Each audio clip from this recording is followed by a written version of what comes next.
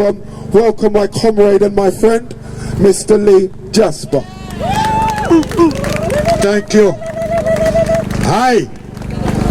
Well, greetings, crowd. Let me hear you. Hi, all right. Well, you know what? You've had a lot of talking today, so I'm going to keep mine short and to the point. But the reality is, for black people worldwide, we're seeing an increase in racism. Whether it's an attack on African countries or attack on African and Muslim and Asian individuals, whether it's the case of T.J. Hickey, a black aboriginal who was slaughtered in Australia, the that's in capital country of the world, whether it's Trayvon Martin on Florida buying a bag of Skittles. And let me tell you something about them bomber cloth Skittles. Them not give no money to Trayvon Martin's family. So after you finish your Skittles today, we calling on a boycott of iced tea and Skittles. Don't buy them because they're not feeding that family, the Martin family that gave them so much tragic publicity.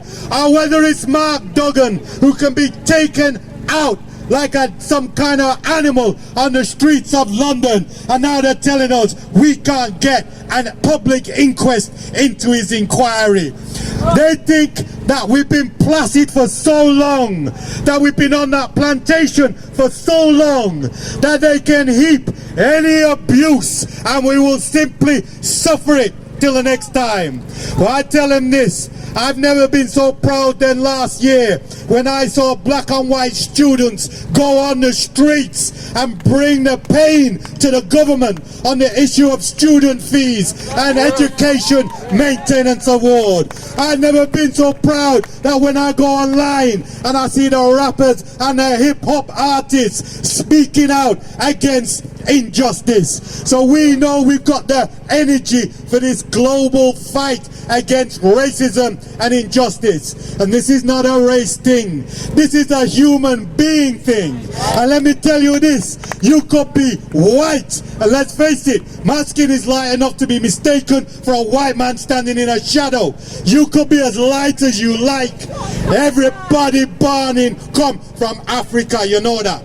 I know that might be a surprise to some white people watching this on YouTube, and we will have counseling and assistance for you to have to reconcile yourself with the trauma that we are your parents, and like naughty children you're behaving and rebelling against the very people who brought you civilization, humanity and human rights.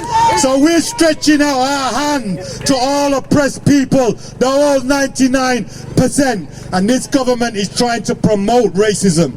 That's why when these cuts come, you're gonna find Asian against black, black against white, competing for scarce resources. Why do they have a community center and we don't? They know what they're doing. They're blaming hijabs and hoodies for the failure of the nation instead of bankers and bullies who ripped off the nation. That's what's happening. But we ain't being fooled by that bullshit, because this revolution will be televised. This revolution will be internet connected. And I say to you today, don't get excited by great speeches. This is not a rock concert or a reggae concert.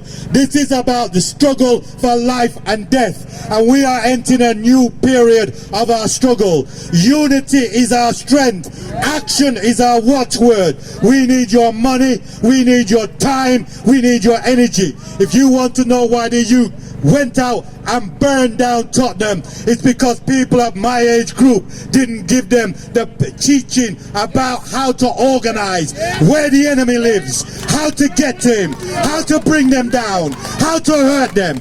We left them to take care of business by ourselves. So I hope that people of my age group will step up and give the youth the support they need in order that we can make sure that this fight is on. And let me leave you with this.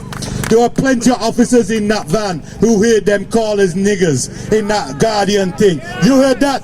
I need you people out there to make a track.